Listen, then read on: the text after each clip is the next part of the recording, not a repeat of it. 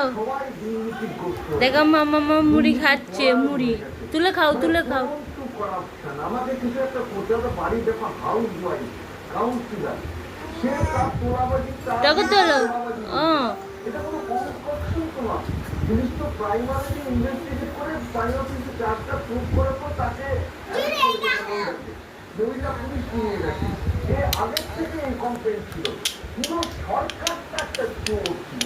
এই সরকার এবং প্রশাসন মিলে মিশে এই চুরিগুলোকে এন্ডোর্স করেছে, এই দুর্নীতিকে এন্ডোর্স করেছে, এই দুর্নীতিকে ইম্পোর্ট করেছে পশ্চিম বাংলা।